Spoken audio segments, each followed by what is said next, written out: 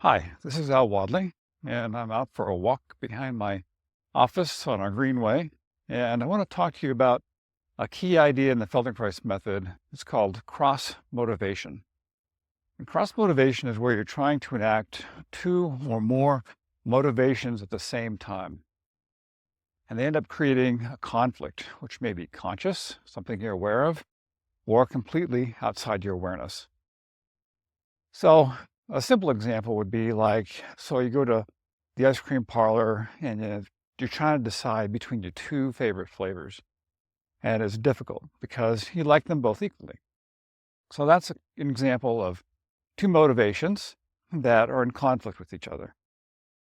And then it may be something like, well, I want to go to this party, but I feel kind of tired. I think I want to just stay home. So there's two motivations there that aren't compatible. Wanting to go to a party and then wanting to take care of yourself. Or it could be something like, I should pay my taxes, but I'd rather play video games or go out for a walk. And there's other kinds of cross motivations that are much less conscious. They're more outside conscious awareness. And that's something like after you've had an injury or surgery or something. And when you have that, your body's natural response is to constrain that area while it heals. And so even after you've gone through all the healing process, and you've done your physical therapy, you find that you're still not where you want to be with your abilities. Something's still holding you back. And that's because in the process of the injury and the recovery, there were the constraints for healing, and there were compensatory patterns that developed. And those things don't let go. Your brain, your nervous system are great at creating habits and habituating to things. Not so great at knowing when to let go. So even if you've done all your therapies, you still find yourself held back. Another example is really completely outside conscious awareness is when you're feeling anxious. If you've been anxious about something for a period of time, your brain nervous system start to predict that you're going to continue doing that. And it creates the motor patterns associated with anxiety. And that is tension in the jaw, limited breathing, tension in the chest and the abdomen, that feeling of butterflies, anxiety. And that begins to be perpetuated over time because your brain is predicting it. And the issue with that is that the muscles in back have to work harder to hold you up because the muscles in front, the flexors, are contracting and pulling you forward.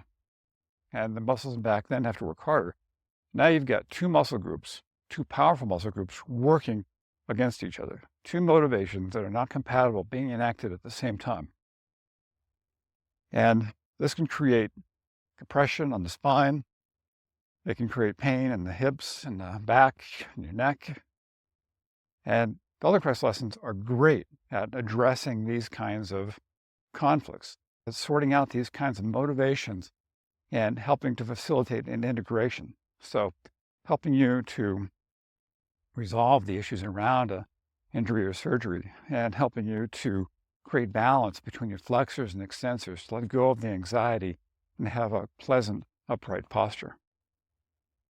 That's one of the key things that Feldenkrais lessons offer to us. So just take a moment now and sense yourself. Just notice if there's any tension in your jaw or your shoulders, your neck, sense your breathing. Just pay attention to your breath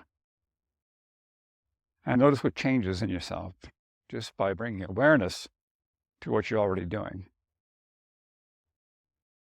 So I encourage you to check out my website, explore Feldenkrais lessons, and continue your journey of exploration with this work.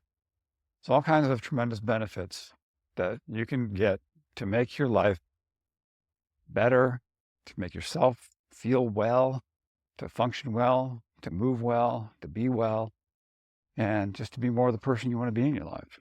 So check it out and reach out to me if you've got any questions or comments.